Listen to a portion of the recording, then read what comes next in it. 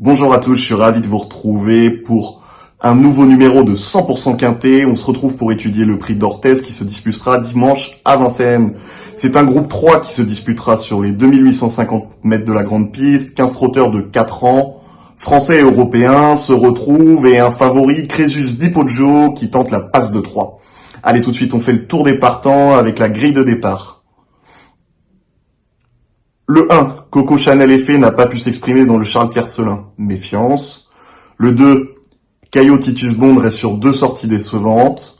Le 3, Crésus Di Poggio monte de catégorie mais vient de faire sensation, c'est notre favori. Le 4, Coxis MP sera D4 pour ce rendez-vous, il faut le retenir. Le 5, Invictus Decajol semble barré pour les premières places.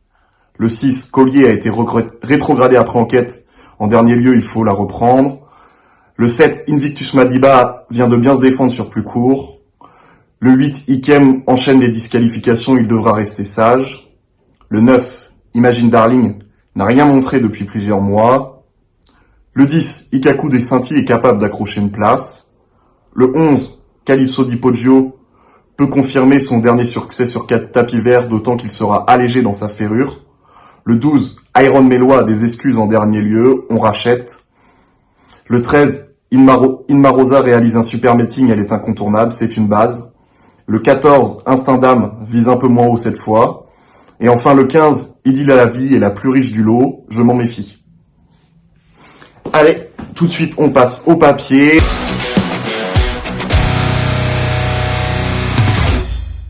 Et en première position, comme vous le savez, j'ai placé le 3, Crésus Di Poggio. Crésus Di Poggio, c'est l'une des découvertes de ce meeting. Il reste sur une démonstration avec Gabi Gelormini, c'est l'entraînement de Jean-Michel Bazir qui va le retrouver dimanche à son sulky. Certes, il monte un peu de catégorie, mais ces deux sorties en 2022, il s'est baladé les deux fois, on voit la stat, c'est en 2022, c'est 2 courses de victoire, 100% de réussite. Je le crois capable de monter encore d'un petit étage, ça sera mon favori et je le pense capable de réaliser la passe de 3. En deuxième position, j'ai placé le 13, Inma Rosa.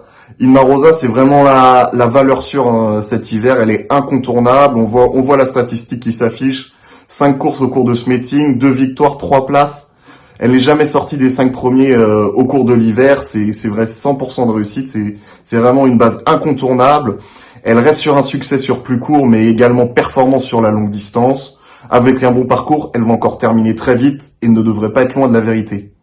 En troisième position, j'ai placé le 12, Iron Meloa. Iron Meloa est pas de tous les jours. En dernier lieu, il a fait la faute dans le Charles Kerselin, mais il a des excuses ce jour-là. Pas dans le Charles Kerselin, pardon, je dis des bêtises, c'est dans les Fremwell plutôt. Et il possédait d'évitantes ressources au moment de sa faute. Sans ça, il se serait classé 3e derrière Idaho Tillard et Isor Vedake, ce qui lui confère une première chance. Et j'ai croisé son driver Alexis Colette récemment, qui m'a dit que le cheval a eu peur de la cravache de François Lagadec à la sortie du tournant final, qui drivait Idylle à la vie. C'est pour ça qu'il a fait la faute. Donc on le reprend, si le cheval il fait sa valeur et qu'il reste au trot, il peut terminer dans les 3 premiers. En 4e position, j'ai placé le 11, Calypso Di Poggio. Calypso Di Poggio, on va voir la course des références. Il gagnait ce jour-là sur tapis vert après la disqualification pour un changement de ligne de Collier. Alors vous allez me dire pourquoi j'ai placé Calypso Di Poggio devant Collier, c'est parce que Calypso Di Poggio, ce jour-là, il était ferré et là il va être déferré des postérieurs et plaqué aux antérieurs. Donc il a été allégé, je pense qu'il peut finir devant Collier. Et pour moi c'est une bonne base dans les 5 premiers. Enfin en 5e position de mon quintet, j'ai placé le 14, Instinct d'âme. Instinct d'âme, c'est l'un des concurrents les plus riches du lot. Ses dernières sorties ne sont pas transcendantes, mais il retrouve une opposition qui est un peu plus dans ses cordes. Il descend un tout petit peu de catégorie et à l'aide d'un bon parcours, il peut prendre une 5e place. Ensuite, il y a plusieurs chevaux, c'est une course assez ouverte, il y a 2-3 bonnes bases qui se détachent, comme on l'a dit, Crésus Di Poggio et Inma Rosa notamment, mais il y a beaucoup de chevaux qui peuvent faire l'arrivée, à commencer par Collier, qui a été rétrogradé de la victoire dans le prix de Château-Chinon, on en a parlé un peu avant. Il faut la reprendre. Elle n'a pas été revue depuis cette course, c'était fin décembre, mais elle est capable, elle est bien sûr, si elle a un bon parcours, elle est capable de la faire l'arrivée. Une jument qui est capable de faire l'arrivée également, c'est Idyll Alavi. Idyll Alavi, elle découvre un bel engagement, hein, c'est la plus riche de l'épreuve. Elle manque de régularité, mais il faut se rappeler qu'en début d'hiver, elle remportait un groupe 2 sur une distance plus courte.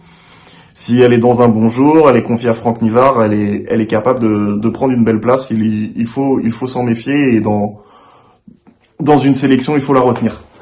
Il faut retenir également Coco Chanel Effet qui n'a pas pu s'exprimer en dernier lieu, alors qu'elle possédait de belles ressources. Elle peut se placer à une cote intéressante, méfiance.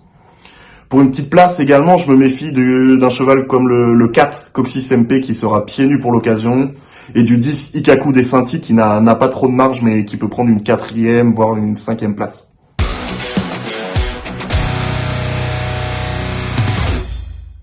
Allez, on récapitule tout de suite avec notre choix. En première position, j'ai placé le 3 Crésus di Poggio, en deuxième position le 13 Inmarosa, en troisième position le 12 Iron Meloa, en quatrième position le 11 Calypso di Poggio et enfin en cinquième position le 14 Instinct d'âme. Avant de se quitter, vous avez l'habitude, je vous propose un petit conseil de jeu et on va tenter un petit coup de poker dans le Critérium des jeunes qui s'annonce très ouvert. C'est une course, c'est le premier groupe 1 de la génération et hormis Jazzy Perrine qui semble un peu incontournable, la course s'annonce très ouverte. Et donc je vais vous conseiller le 708 Jack Strick. Jack Strick, il a été remarqué plusieurs fois au cours de l'hiver. Il n'a encore jamais gagné durant sa carrière, mais avec un bon parcours, ce pisteur peut prendre une très belle place dans ce groupe 1 avec une petite cote sympa en plus. Voilà, c'est ainsi que se termine notre émission. Je vous dis bon jeu à tous et à très vite.